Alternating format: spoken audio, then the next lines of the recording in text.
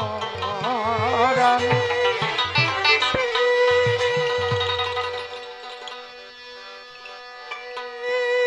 কান্দে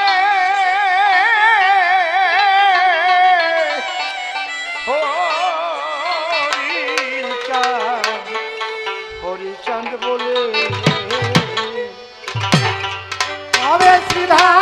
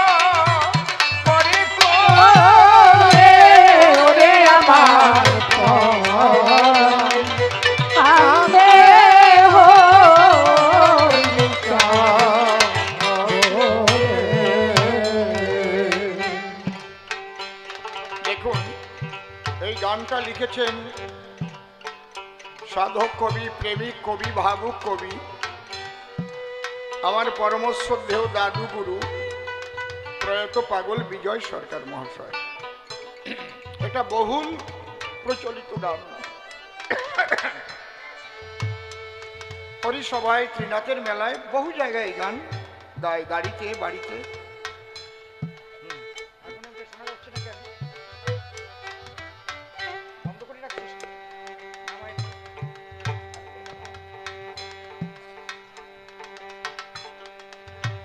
পাগল বিজয় সরকারের যে দর্শন, তিনি সঙ্গীত আকারে রেখে গেছেন আমাদের ধারে। এটা একটু ভালো করে যদি কেউ বোঝার চেষ্টা করে, কি বলেছেন সেই মহা মানবরত পাগল বিজয় সরকার শুধু তো একজন কবি নয়, তিনি একজন মহাপুরুষ ছিলেন। কারণ আমি যে কটা দিন তার সঙ্গ পেয়েছি, পুরো একটা মাস আমি তার সেবা করার সুযোগ পেয়েছিলাম, এটা আমার সৌভাগ্য। এক মাস আমার কাঁধে হাত দিয়ে মাঠে পায়খানায় গেছে। উনি মাঠে ফাঁকা জায়গায় পায়খানা করতে খুব ভালোবাসতেন। অনেক কথা আমাকে বলেছে। এক বিছানায় শুয়েছি, এখন অবাক লাগে, কারণ মানুষ থাকতে তো মানুষ চেনা যায় না। না, ঠাকুর ভবা পাগলার একটা গান আছে, কত সোনার মানুষ এলো দেশে, তারা ঘুরে গেল পাগল বেশে, তুই চিনবি তারে অবশেষে, সে মানুষ দেশ ছেড়ে যেদিন পালায়। পাগল বিজয় সরকারের মুখের বাক্যে 65 বৎসরের বুড়িরও সন্তান হয়েছে। দূরে না সে, এই বনগা, ওটা হচ্ছে কামারগা রেলগেট, নয়া কামারগা যে রেলগেট আছে, ওই রেলগেটের থেকে 4-5টা বাড়ি পরেই বাড়ি করেছিল। ভদ্রলোক দেহ রেখেছেন, উনি রেলে চাকরি করতেন, অ্যাকাউন্টস অফিসার ছিলেন। তার মার যখন 65 বছর বয়স ছিল, পাগল বিজয় সরকারের বাক্যে ওই সন্তান হয়েছিল। কোন সন্তান তার ছিল না। কোন একটা আসরে তার গোসাইয়ের ভূমিকায় পাগল বিজয় সরকার গান গাইতেছিলেন।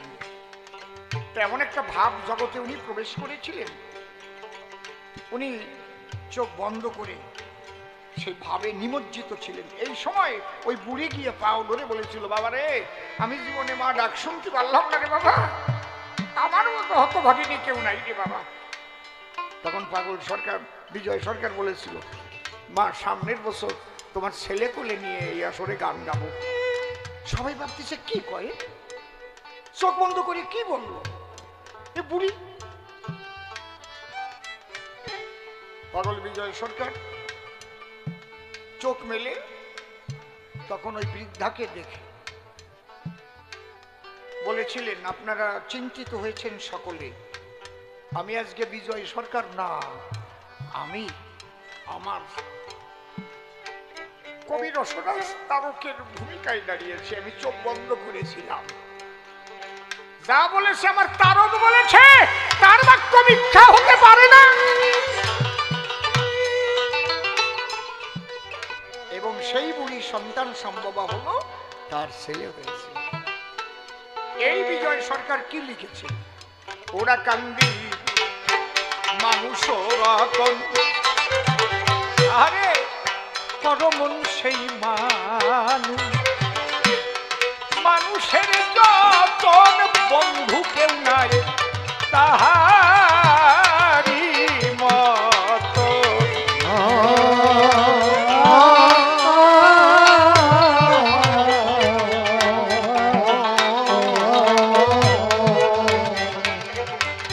তার যতনে ওরে মিলিবে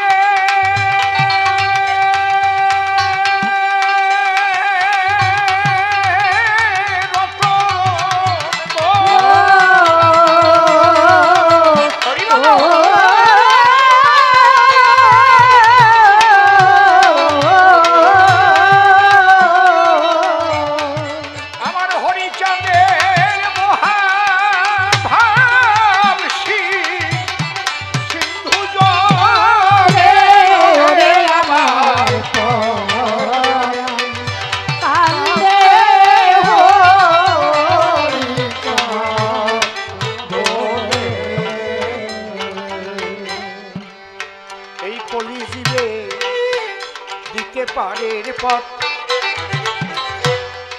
ওরে ওরা কান্দির সহজ সহজ সরল মত পথের পরে হরি নামে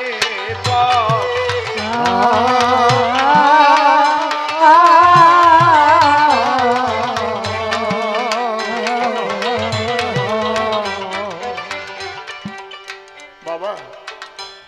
এই সনাতন ধর্মের সাধনার স্বাধীনতা আছে, কিন্তু একটা কথা শুনে যান, সনাতন ধর্মের সাধন পদ্ধতিকে 3 ভাগে ভাগ করা হয়েছে: জ্ঞান, যোগ, ভক্তি। 3 সাধনের বসে ব্রহ্ম, আত্মা, ভগবান ত্রিবিধ প্রকাশ। আমি একদম শাস্ত্রসম্মত আলোচনাটা করছি। জ্ঞানীর কাছে নিরাকার ব্রহ্ম, তারা কখনো সাকার ভাবে না। আর যোগীর কাছে জ্যোতিস্বরূপ আত্মা, ওইটা দেখেই তারা শান্তি পায়। কিন্তু ভক্ত ভগবানকে দর্শন না পাওয়া পর্যন্ত তার শান্তি হয় না।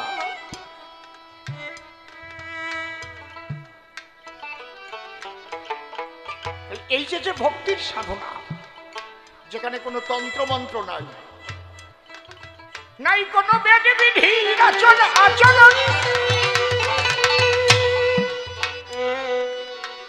একনিষ্ঠ ভক্তি। আরে একমাত্র প্রেম ভক্তি হচ্ছে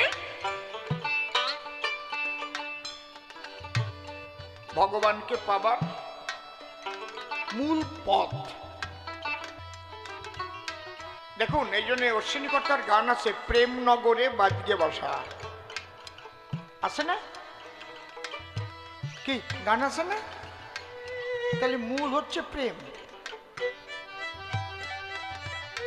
এই প্রেম আপনি কি করে লাভ করবেন? হরে কৃষ্ণ নাম গাইলেও প্রেম হয়, কিন্তু সেখানে রাগ রাগিনী, বিভিন্ন তাল সুর, এটা না হলে কিন্তু হবে না। শুধু হরে কৃষ্ণ নাম আপনি জপ করেন তো প্রেম হয় নাকি? আজ পর্যন্ত আপনাদের চোখে পড়েছে যে মালা জপছে আর কৃষ্ণ বলে কাঁদছে? কোনোদিন দেখেছেন কি না? আপনারা স্মরণ করে দেন না, হবে না। কারণ কি? মালা জপতে গেলে জ্ঞান জগতে বিচরণ করতে হয়, গুণা ঠিক রাখতে হয়। যখন গুণার দিক লক্ষ্য থাকবে প্রেম আর হবে না। এই জন্যই নামকে সুরের সঙ্গে মিশ্রিত করে বহু যন্ত্রানুষঙ্গের দ্বারায় যখন এটা ঠিক সঙ্গীতের ঢঙে পরিবেশন করা হয় তখন কিন্তু প্রেম হয়। হরে কৃষ্ণ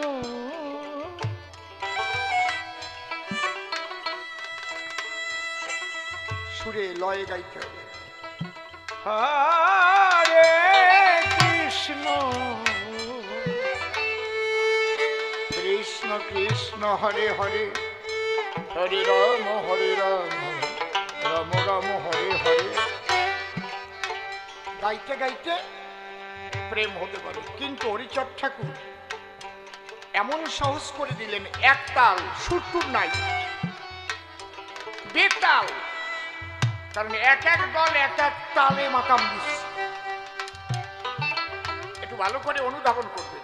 একদল মাতাম খোলাই গিয়ে হরি বল জয় হরি বল হরি, আর এক দল ধারে ধারে মাতাম খোলার আইছে হরি বল জয় হরি বল হরি, আর এক দল কেবল ঢুকতেছে হরি বল হরি বল। তিনটে যখন এক জায়গায় মেশে তিন তাল হয়ে যায় না? বোঝা গেল কি? তুমি একটু হরে কৃষ্ণ নাম বেতালে গাইয়ে দেখাও তো দেখি প্রেম হয় কিরকম। অনসুরে গাইয়ে যদি যাই অনসুরি করে হরে কৃষ্ণ হরে কই শালারে বায়না করিস কি রে? এই চান্দা সাথী যাইয়ে দেখে নে এবার, ডলার পাও না না। কিন্তু এখানে সুর তাল এগুলোর ব্যাপার নাই, শুধু এক মন এক বাজনা। হরি বল জয় হরি, হরি বল জয় হরি, হরি বল জয় হরি বল, হরি বল হরি বল, হরি বল জয় হরি বল, হরি বল। এই যে দোতারা বেহালা বাঁশি এর দরকার আছে? আছে কি? তাতে প্রেম হচ্ছে, ভাব সমাধি হয়ে যাচ্ছে। কিন্তু আমি দেখে না অভিভূত হয়ে যাই। হায় হায় রে, কি শক্তি সঞ্চার করেছে আমার আমার পূর্ণ ব্রহ্ম হরিচাঁদ। আরে দলিত পতিত লাঞ্ছিত বঞ্চিত সমাজের মানুষ যাদের ধর্মের অধিকার ছিল না, আজ তারা সেই প্রেমের বন্যায় ভাসছে। তাই পাগল বিজয় কলম দিলেন, এই কলিজীবে দিতে পারে রে পথ। আরে আমার ওরা কান্দির সহজ সহজ সরল মত পথের পরে হরি নামে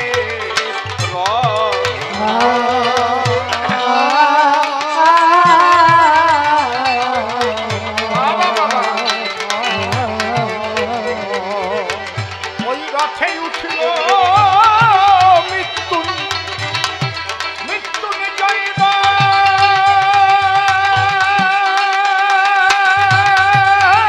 সবাদ গো।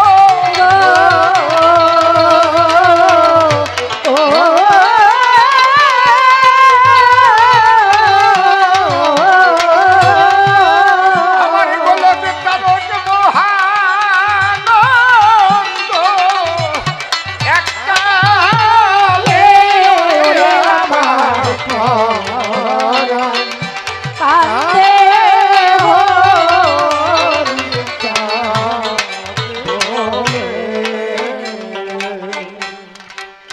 যে তাহারে দেখেছে একবার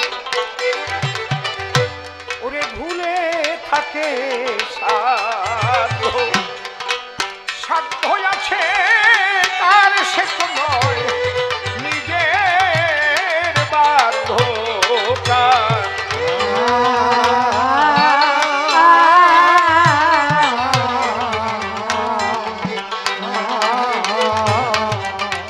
হরিচাঁদের উপর তার জীবনের ভার গো।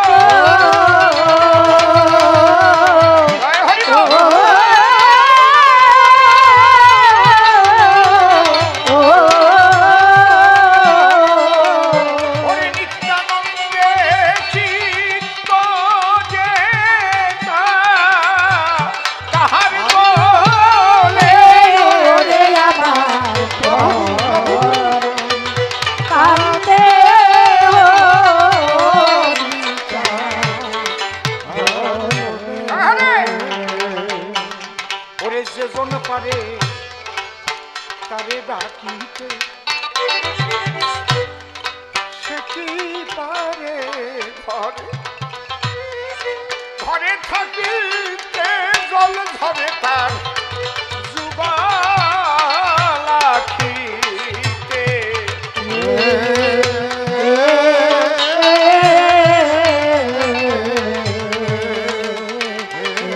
পাগল বিজয় বলে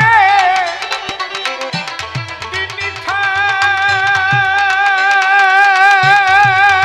থাকিতে গো,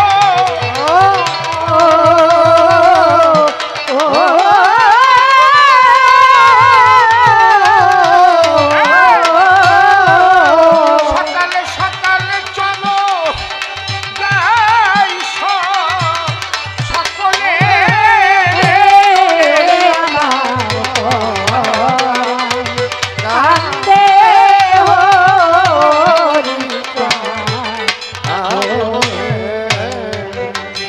তারক গোসাই এমন কি ছিল হরির অমৃত লিখি, আদি ও হরিচাঁদকে অবতার সাজালো।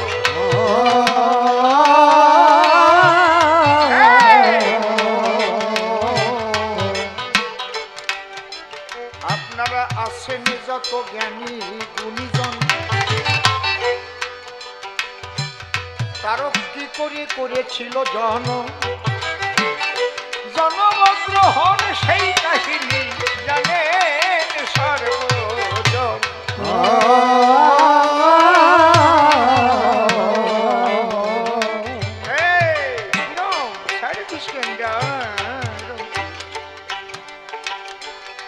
যে কথা বলতে গেলাম ভাই,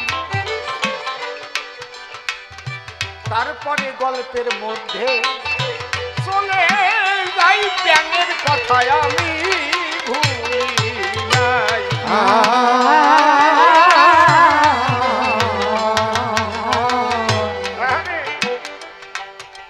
আপনারা কি জানেন ওই ব্যাঙ কোন বাড়িতে উঠেছিল? কারা জানেন হাত তোলেন। কাদের বাড়ি বলুন?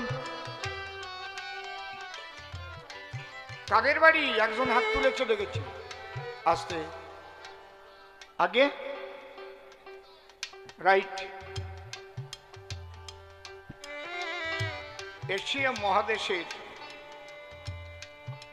এশিয়া মহাদেশের মধ্যে সর্বপ্রথম কল্যাণী ইউনিভার্সিটিতে ফোকলোর ডিপার্টমেন্ট যিনি প্রতিষ্ঠা করেছেন, লোক সংস্কৃতি বিভাগ, ফোকলোর ডিপার্টমেন্ট,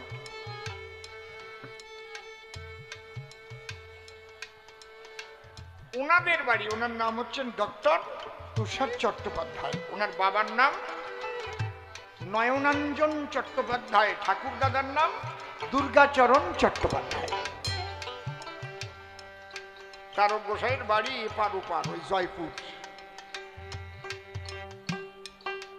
ওনার বাড়িতে একটা বিরাট দিঘির মতো খনন করতে করতে অনেক মাটির তলায় গিয়ে উঠল এক বড় ব্যাঙ। এমন ব্যাঙ কেউ তো দেখে নাই, দেখে আশ্চর্য হইল সবাই কি দেখল খুলে বলি যাই।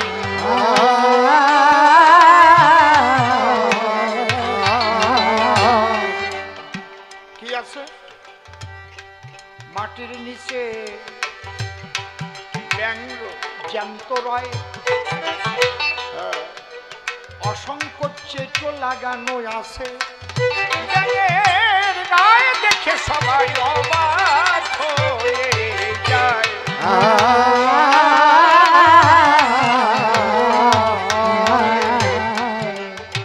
বিশাল আকৃতির এক ব্যাঙ, তার গা ভরা চেটো লাগানো।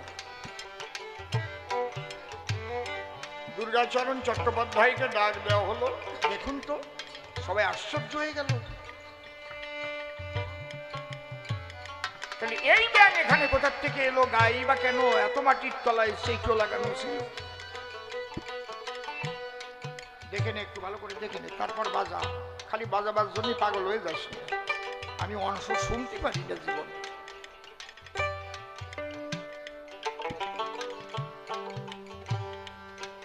অনেক জ্ঞানী গুণী পণ্ডিতদের আনা হল, দেখি কে কি সিদ্ধান্ত নেয়। হচ্ছে না। ওর মধ্যে একজন বলল, ঠাকুর মশাই, কি আমাদের এই গ্রামেই একজন কবির সরকার রয়, সে তো খালি কবি, সরকার নয় উন্নত মানুষ বলে পড়ে।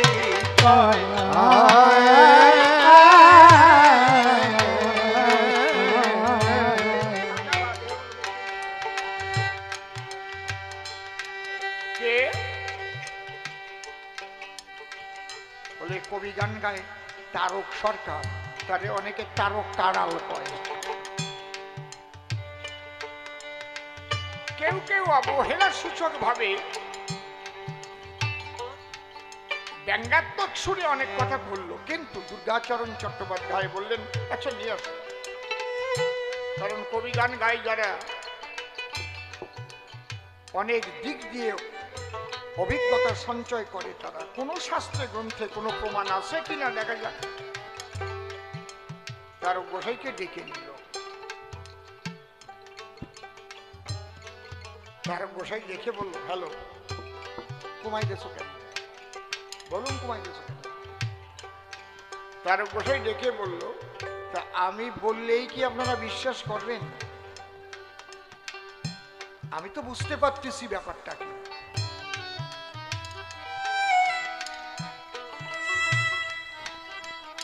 বাবা,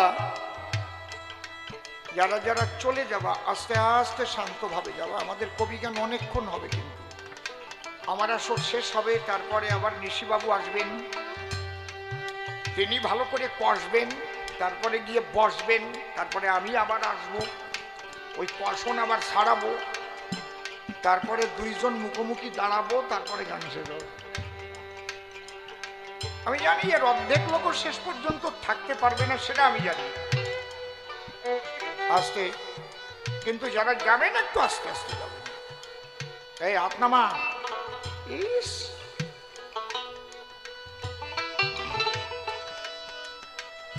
হরিবল।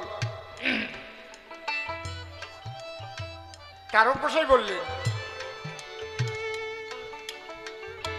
যে আমি বললে আপনারা বিশ্বাস করবেন কি? দুর্গাচরণ চট্টোপাধ্যায় বললেন, যদি বিশ্বাসযোগ্য তেমন কিছু হয় অবশ্যই বিশ্বাস করব। তখন বললেন, এই যে ব্যাং, ব্যাং আগের জন্মে একজন কামুক গুরু ছিল।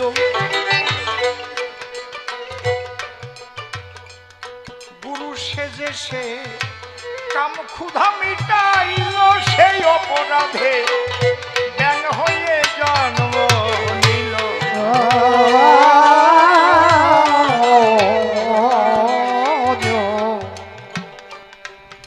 গুরু হয়ে দেখেন, আমি একজন শিল্পী, বড় বড় নায়ক নায়িকা গায়ক গায়িকা আছে, কিশোর কুমার, উত্তম কুমার, তারা তো আর গুরুগিরি করে নাই, করছে কি? দীক্ষা দিয়ে বেড়াইছে নাকি? কথা কর না কেন? মান্নাদের দীক্ষা দিয়েছেন? হেমা মালিনী দীক্ষা দিয়েছে নাকি? প্রসেনজিৎ দীক্ষা দিয়েছে? ঋতুপর্ণা দীক্ষা দিয়েছে নাকি? দেয় নাই তো নাকি? শতাব্দী দীক্ষা দিয়ে বেড়াইছে? কুমার শানু দীক্ষা দিয়েছে কি? তাহলে গায়ক নায়ক এটা আলাদা জগৎ। কিন্তু যখনই কেউ দীক্ষা দিয়ে গুরু হবে, গুরু শব্দটা কিন্তু অত্যন্ত গুরুত্বপূর্ণ। যখনই গুরু হচ্ছে, তাকে বৃদ্ধ বৃদ্ধ মানুষ দীক্ষা নিয়ে বাবা বলে ডাকছে, তার পায়ে হাত দিয়ে প্রণাম করছে নাকি? ঠিক তো নাকি? মানুষ ভবপারের সম্বল পাবার জন্য তার কাছে যাস, আর সে যদি কপট গুরু হয়, লোভী গুরু হয়, কামুক গুরু হয়, তাহলে অবস্থাটা কি হয়? গুরু তো ধ্বংস হবেই, তার যারা শিষ্য থাকবে তারাও যাবে, সে কয়টাও নিস্তার পাবে না। তাই কারো গোসাই বললেন কামুক গুরু ছিল ব্যান, মরণের পরে তাই এই জন্মে এসেছে সে ব্যাং রূপ ধরি। আর শিষ্য ছিল যারা যারা গো,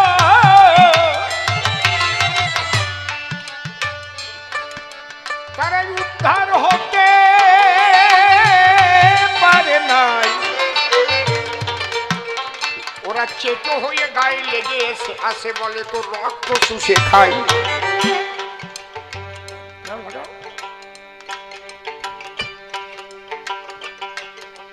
ওই শিষ্যগুলো চেটো হয়ে ওর গায়ে লেগে গিয়ে রক্ত শোষণ করে খাচ্ছে।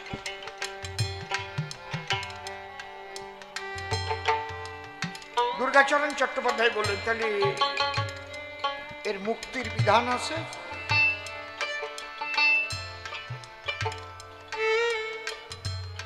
খুব সম্ভ্রান্ত পরিবার তো, এবং খুব বুদ্ধিমত্তা নিয়ে চলেন ওরা। বলছে কবিবর কি এই অপরাধ তো করেছে, কি কোনো মুক্তির বিধান আছে? বলে আছে। কি বলছে? যদি কোনো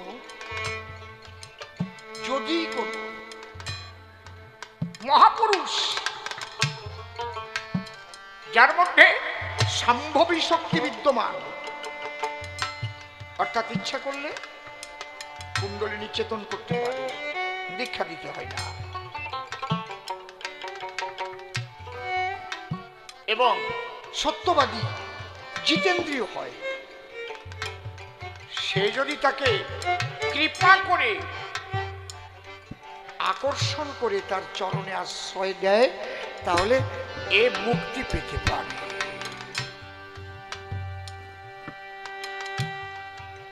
তখনই দুর্গাচরণ চট্টোপাধ্যায় বললেন এমন মানুষ কোথায় বা পাওয়া যাবে, আর কি করে তুমি যে ঠিক বলছো তা বিশ্বাস হবে। তারক গোসাই যখনই আকর্ষণ করিল, লাভ দিয়ে ওই ব্যাগ এসে তারকের চরণে পড়িল। প্রেমানন্দে হরি হরি বল, হরে যত ভক্তগণ, উদ্ধার হলো ব্যাং আর চেটো আমার তারকের কারণ। আমি একটা কথাই বলবো, মতুয়াদের মধ্যে অন্তত যারা গোসাই, সাধু, পাগল, যাদের মানুষ বিশ্বাস করে, তাদের কাছে যায়, দীক্ষা নেয়, পথের দিশারি বলে মেনে নিয়ে চরণে আশ্রয় নেয়, তারা একটু হুঁশিয়ার হয়ে চলাফেরা করবেন। কারণ ঠাকুর এসেছিলেন কিন্তু বেভিচার মুক্ত করবার জন্য। আমার অশ্বিনীকর্তার গানে লেখা আছে, আমার হরিচাঁদের অপার লীলা রে, লীলা বোঝে সাধ্যকার, লয়ে নিজ নারী ব্রহ্মচারী এলেন ঘুষাইতে বেভিচার। ইদানিং কিছু কিছু দেখা যাচ্ছে সেই বেভিচার কিন্তু প্রবেশ করেছে। এই রোগ কিন্তু ক্যান্সারের চাইতেও খারাপ, এইডসের চাইতেও খারাপ। এই জায়গাটা মতুয়াদের হুঁশিয়ার হতে হবে। তাহলে আগামী দিন এক এক করে ওই যে বৈষ্ণব, যে পবিত্র বৈষ্ণবীয় মতবাদ চৈতন্য মহাপ্রভু দিতে এসেছিলেন, তার মধ্যে যেমন ব্যভিচার প্রবেশ করেছে, পবিত্র ভাবটা নষ্ট হয়ে গেছে। এখন ব্যভিচার একটা স্বতঃসিদ্ধ হয়ে গেছে, নিজের স্ত্রীকে ফেলে দিয়ে বৈধব্য দশায় আশ্রয় পাত্রী নিয়ে বৈষ্ণবরা চলছে। এই একটা মতপথ হয়েছে না, আছে না নাকি? এটা চৈতন্য মহাপ্রভুরও মত না, নিত্যানন্দেরও পথ না, বানায় এনেছে। মতুয়ারা সাবধান হন, এইটুকুই আমি বললাম, আর বলবো না। কারণ ওই ক্যান্সার ব্যাধি কিন্তু প্রবেশ করেছে, এইটুকু বললাম। যদি আপনারা সাবধান না হন, আগামী দিনে খুব খারাপ হবে। কারণ আমি যদি মতুয়া গোসাই হয়ে দীক্ষা নিয়ে বেবিচার করি, তাহলে এই বেবিচারটা আমার শিষ্য থেকে ছড়াতে ছড়াতে যাবে।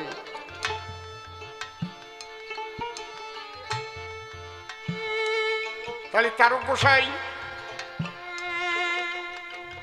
যিনি তারক ভাগবত টাইটেল পেয়েছিলেন, উপাধি, ওই দুর্গাচরণ চট্টোপাধ্যায়ের বাড়িতে।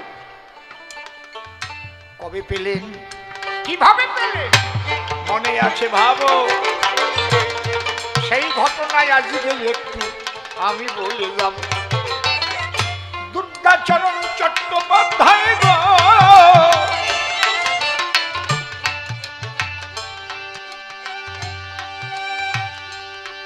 বৈষ্ণব অপরাধ করেছিল, তাই খণ্ডাবার জন্য নবদ্বীপে গেল। দোতরাটা একটু জোরে বাজাও, সাউন্ডটা ছোট কি?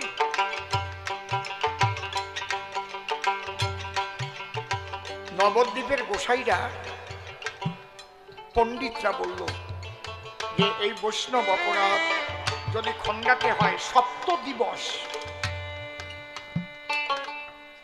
অর্থাৎ 7-8-56 প্রহর ভাগবত সপ্তাহ দিতে হবে। তাতে কয়জন পাঠক লাগবে? 12 জন, 2 ঘন্টা করে এক একজন। এই ভাগবত সপ্তাহ যখন বসলো, তারক গোসাই ভাবলেন আমি যাই একটু ভাগবত শুনি। ওই আসরে তারক গোসাই একটু দূরে, উনি গিয়ে বসে ভাগবত শুনতে লাগলেন। ভাগবতের শ্লোকগুলো যখন উচ্চারণ করতে লাগলেন, সেগুলো পরিষ্কার পরিশুদ্ধ। কারণ ওরা তো ব্রাহ্মণ, নাদ্য মাধ্য কাব্য এগুলো পড়াশোনা করে পণ্ডিত হয়ে এসেছে না। কিন্তু কোন কোন শ্লোক ব্যাখ্যা করতে যখন যায়, ব্যাখ্যায় কিন্তু ভুল হয়ে যায়, ত্রুটি পড়ে যায়। তখন ওই তারক গোসাই গায়ে ঝাড়া গায়ে,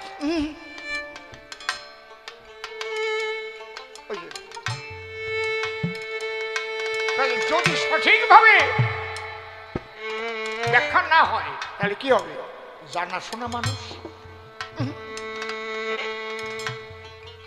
পাঠক যারা লক্ষ্য করে, তারা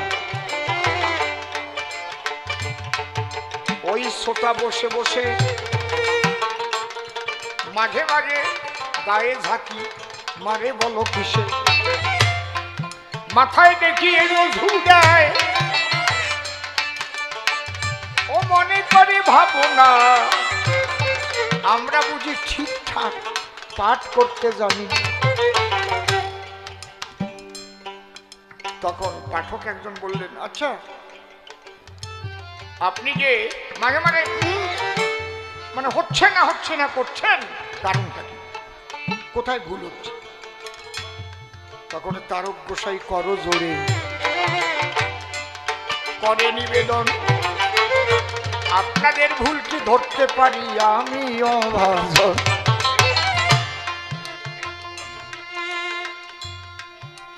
তবে আপনারা যে শ্লোকগুলো উচ্চারণ করছেন, শ্লোকগুলো উজ্জ্বল নক্ষত্রের ন্যায়, কিন্তু মাঝে মাঝে যে টিকা, ওই টিকাগুলো কোথাও কোথাও যেন একটু কম থেকে যায়, তবুও বলছে না যে ভুল। কম থেকে যায়, কোথায় কোথায় কম থাকে বলতে হবে। বিরাট চ্যালেঞ্জের সম্মুখীন হয়ে গেলেন তারক গোসাই। তখন তারক গোসাই বললেন, আপনারা ভাগবত ধরুন, 7 জন 12 জনেই বসুন, ভাগবত নিয়ে বসুন। আমি ভাগবতের প্রথম শ্লোক থেকে শেষ পর্যন্ত বলছি, আর কোথায় কোথায় আপনাদের ত্রুটি হয়েছে সেগুলো বলছি, এবং ঠিক কি ব্যাখ্যা সেটাও বলছি। ওরা ভাবলো এ আবার কোন মানুষ যার ভাগবতের প্রয়োজন নাই। ওই 12 জন ভাগবত নিয়েই নিয়েছে ঠাই, আর তারক গোসাই ভাগবত ছাড়াই বলতে আরম্ভ করেছে। প্রথম থেকে শেষ শ্লোক পর্যন্ত তারক দিলেন সিদ্ধান্ত,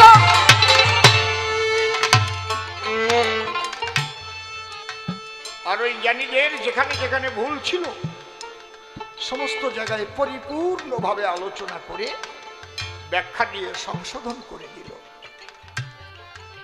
তখন ওই 12 জন পণ্ডিত বলেছিল, ভাই রে ভাই, জীবনে গ্রন্থ ভাগবত আমরা অনেক পড়েছি, কিন্তু জ্ঞান্ত ভাগবত আমরা আজ পর্যন্ত দেখি নাই। ওই 12 জনের অভিমত ইনি হচ্ছেন জ্যান্ত ভাগবত, এই জন্য তারক ভাগবত উপাধি পেয়েছিলেন। কয়টা কব, এই তারক কর্তায় আগে বৈষ্ণব ছিলেন, শোনেন নারী নরে গান গেয়ে বেড়াতেন তারক তিলক মালা পরে। একদিন সাউনার আসনে তারক গাইতেছিল গান, বিপক্ষ কবিতারে প্রশ্ন করে দান। আমার কি অনেক বেশিক্ষণ বলা হয়ে যাচ্ছে নাকি বাবা? কারণ আমি তো পাই নিছি এত বড় করিয়া। ধৈর্য আছে তো আপনাদের? ঠিক আছে, তাহলে থাকেন বসিয়া, আপনাকে আশীর্বাদ থাকলে পারবানে, অসুবিধা হবে না। কি প্রশ্ন বিপক্ষ কবি করেছে? যে শাস্ত্রে লেখা আছে, কৃষ্ণের যতক খেলা সর্বোত্তম নরলীলা নরবপু তাহারই স্বরূপ। তাহলে এই মানুষ হয়েই ভগবানের শ্রেষ্ঠ লীলারস আস্বাদিত হয়। কিন্তু এই মানুষের ভিতরে আমরা চিনব কেমন করে যে এই মানুষই সেই মানুষ?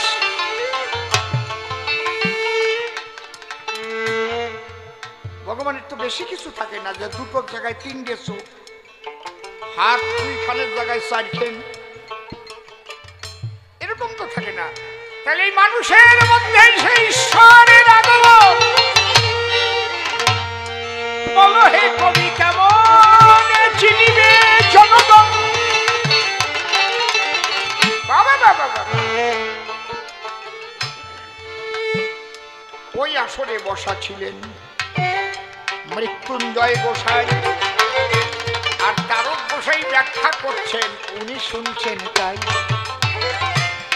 তারক গোসাই বললেন, হ্যাঁ ঠিক, ভালো প্রশ্ন হয়েছে।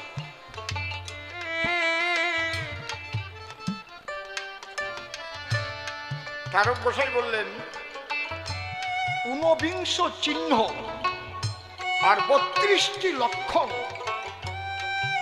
যদি কোনো মানুষের অঙ্গে করা যায় দর্শন, ঈশ্বর বলিয়া তারে মানিবে তখন।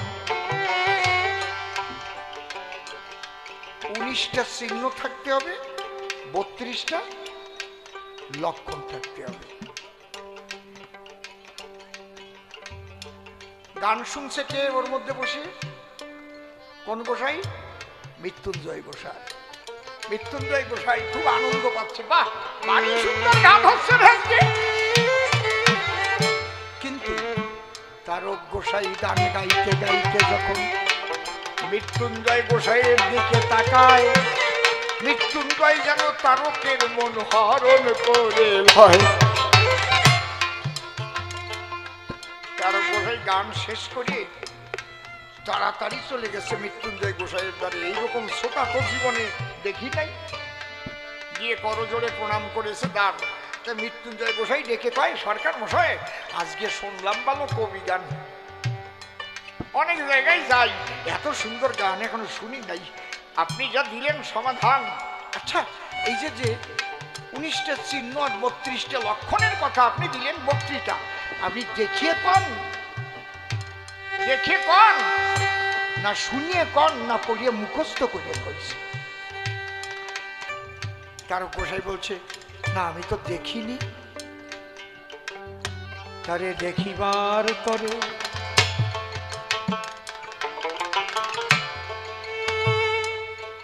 এ প্রাণ কাঁদে ভরে ভরে,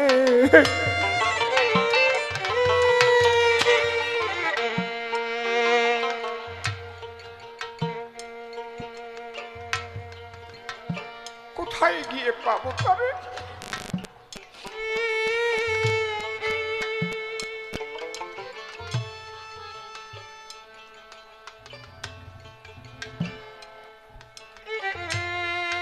আমার মন নিল যে জন হরে, দেহ প্রাণ নিল যে জন হরে, আমি কোথা পারে? গোসাই সেই মানুষকে তো খুঁজে বেড়ায়। তখন মৃত্যুঞ্জয় গোসাই বললেন, সরকার মশাই না দেখে এত ভালো করে বললেন আপনি, আর যদি একদিন একটু দেখতেই পারতেন তাহলে আর কত ভালো বলতে পারতেন। কোথায় দেখবো? মৃত্যুঞ্জয় ডেকে বলে, তারকের সন্নিধান সেই হরি এসেছে, ওরা কান্দি বর্তমান। হরিচাঁদ রূপেতে এবে আবির্ভূত হলো, একবার প্রেমানন্দে ভক্তবৃন্দে হরি হরি।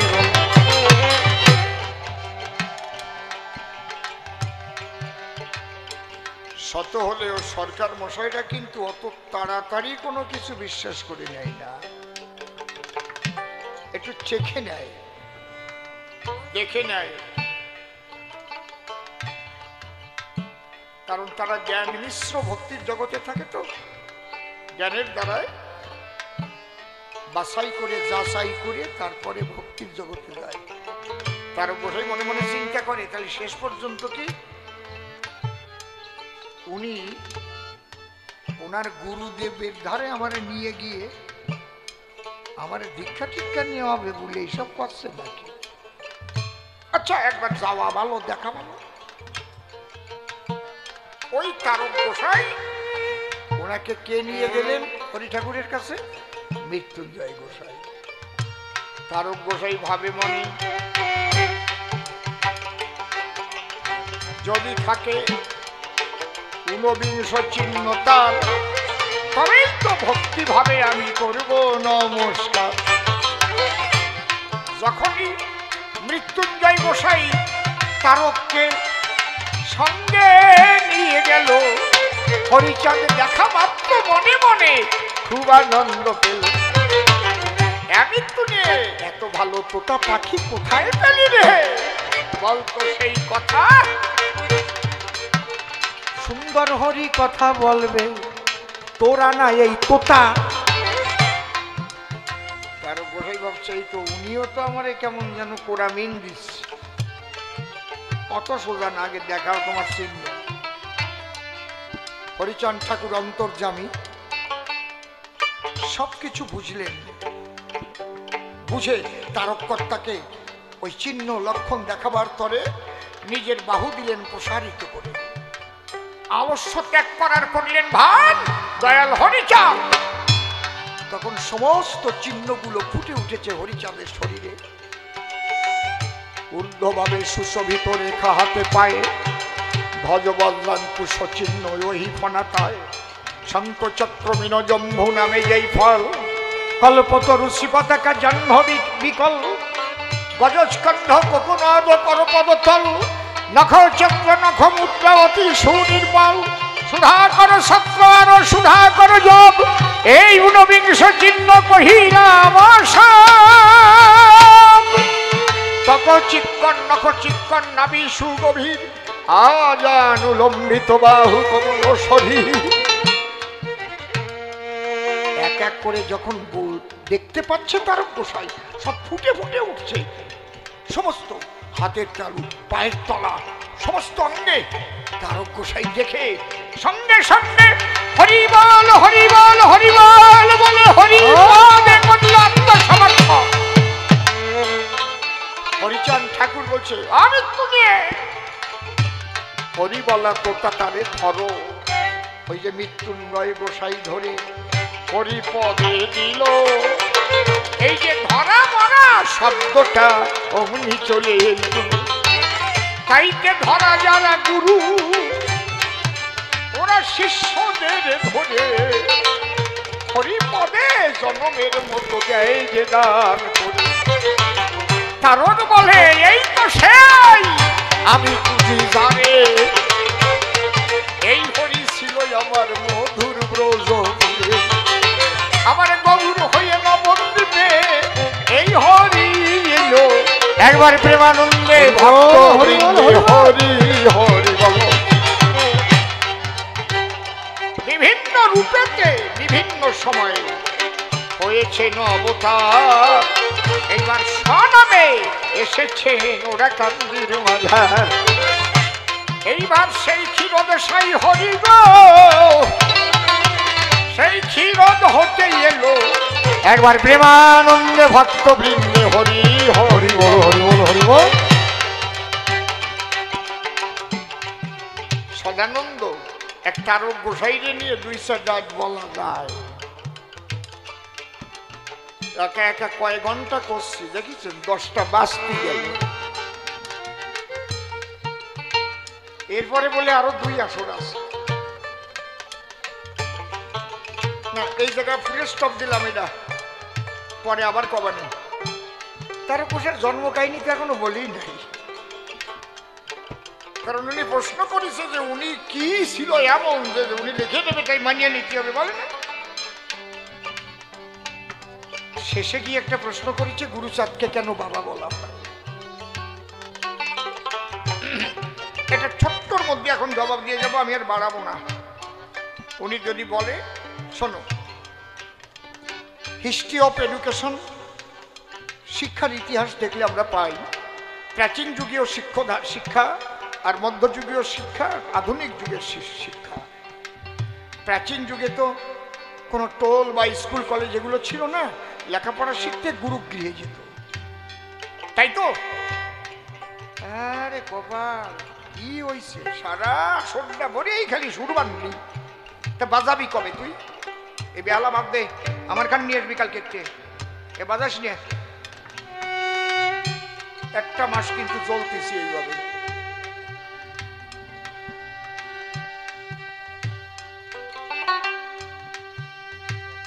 তোর জন্য দোতারে ডাওয়ান সুর শোনা যায়, তারপরে আমার সুর চলে যায় ওই তারের টানে। দেখো তো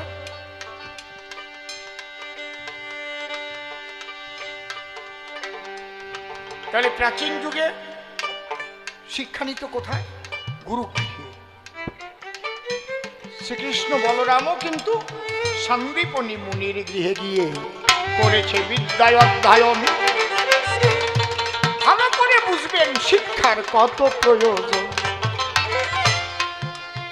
যাকে আমরা বলছি ঈশ্বর পরম কৃষ্ণ সচ্চিদানন্দ বিগ্রহ অনাদিরাদি গোবিন্দ সর্বকারণে কারণম, তিনিও লেখাপড়া শিখতে গেছেন কোথায়? গুরুগৃহে। মধ্যযুগে আমরা বলি কি রাধা অঙ্গ কৃষ্ণ অঙ্গ মিলে হলো শ্রী গৌরাঙ্গ, সঙ্গে নিয়ে সাঙ্গপাঙ্গ করলেন এসে হরিনাম বিতরণ। সেই গৌরাঙ্গ কিন্তু টোলে পড়তে গেছে, মধ্যযুগে টোল হয়েছে, ত্রিপাঠী হয়েছে। তাহলে যত রাধা কৃষ্ণ এক হোক না কেন পড়াশোনার দরকার আছে। আধুনিক যুগে শিক্ষার দায়িত্ব নিয়েছে সরকার, এই জন্য সবার সমান অধিকার, সর্বশিক্ষা অভিযান। যে টাইমটা দলিত পতিত লাঞ্ছিত বঞ্চিত মানুষের কোনো শিক্ষার অধিকার ছিল না, কোনো অবতার এসে এই বঙ্গদেশে একটা স্কুল কলেজ একটা প্রাইমারি স্কুলও কেউ করে দেয়নি। কিন্তু এটা আমি তাদের দোষ দিচ্ছি না, তারা সময় পায় নাই ধরে নিলাম। এই জায়গা কেউ হাত দেয় নাই, এই জায়গায় একমাত্র হাত দিয়েছে আমার বাবা গুরুচাঁদ ঠাকুর।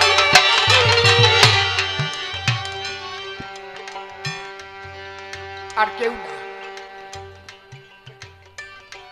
তার বাণী আমরা যদি মানি, বাণীর মধ্যে যা আমরা পাই।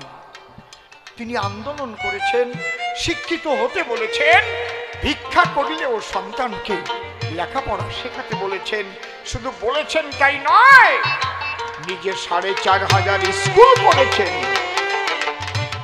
দলিত মুক্তির দায় তারে বাবা বলবো না, বাবা আর বলবো কোন জায়গায়। কোনদিন শোধ দিতে পারবে কি ওই বাবা গুরুচাঁদের ঋণ? ভালো করে গুরুচাঁদ চরিত্র একটু পড়ে নিন। যদিও তোরা করিস ভিক্ষা, ছেলে মেয়েদের শিক্ষা, শিক্ষা সংহতি সংগ্রাম চেতনা, দলিতের মুক্তি নাই এই তিন বিনা। মরি কিংবা বাঁচি আমি তাতে ক্ষতি নাই, গ্রামে গ্রামে পাঠশালা গড়ে যেতে চাই। তাহলে এই দলিতের অধিকার যে বাবা দিল, একবার বাবা গুরুচাঁদ প্রেমানন্দে সবাই হরি হরি বল। এই জন্য বাবা বলে তাকে প্রণাম করি দান। প্রথমবারে আর বলবো না সভা বিদ্যমান, এরপরে এসে রসাভাসে সে কোন কোন কথা কয়, কোন ভাবের ভাবধারা সে উঠাইয়ে লয়। আমার এই মা ভালোবেসে ঠাকুরের উদ্দেশ্যে 10 টাকা করলেন দান। জোরে জোরে সবাই একবার উলুধ্বনি দেন। মায়ের জন্য সর্বমঙ্গল হয়, নিবেদন করি তার ধারে।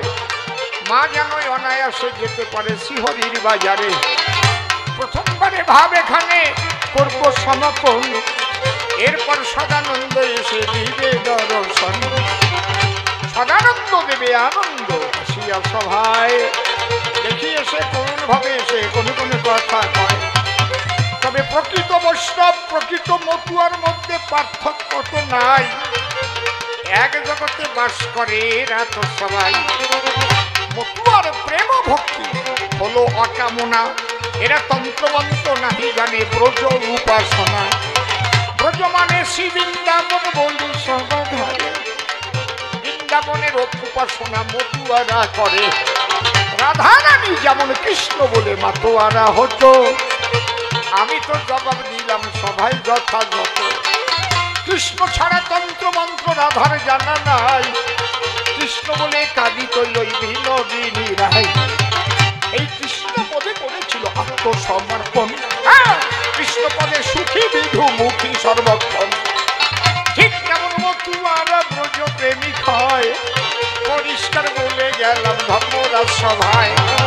বাসনা না বাসো ভালো, তাতে দুঃখ নাই, তোমাকে বাসিব ভালো এই তো ভিক্ষা চাই। আর কেন বেশি কথা বলবো সভা পরে, সে কি বলে এবার শুনিব এবারে। ওখানে রেখে দিন যে যা করছেন দান, আপনাদের দানে চলে অনুষ্ঠান। ভালোবেসে যদি কেহ নিয়ে আসে ভাই, তাতে কিন্তু আমার কোনো আপত্তি নাই। প্রতি বৎসর হয়ে থাকে এই অনুষ্ঠান, টাকা করি আপনারাই দিয়ে থাকেন প্রদান। সকলের দানের ফলে এই অনুষ্ঠান হয়, বারে বারে প্রণাম করি সকল ভক্তের পায়। আপনারা লক্ষ্য রাখবেন অনুষ্ঠানের প্রতি, এইটুকু বলে গেলাম সভার সম্পত্তি। আপনাদের শুভ দৃষ্টি থাকিলে পরে আরো সুন্দর সুন্দর হবে বছরে বছরে। এইটুকু চিন্তা করি পরে আশীর্বাদ করিবেন এই অধমে, যাক চলে বেশি বলে কিবা প্রয়োজন। প্রথমবারের ভাব আমি করি সমাপন, এরপর আসিবে সদানন্দ, এসে সভাতে দেবে সে আনন্দ। প্রথমবারের ভাব আমার ক্ষান্ত হয়ে গেল। জয় জয় হরিচাঁদ, গুরুচাঁদ, তারকচাঁদ, হীরামন, গোলকচাঁদ, অশ্বিনী, গোপাল চাঁদ প্রেমানন্দে। হরি হরি বল, হরি বল, হরি বল।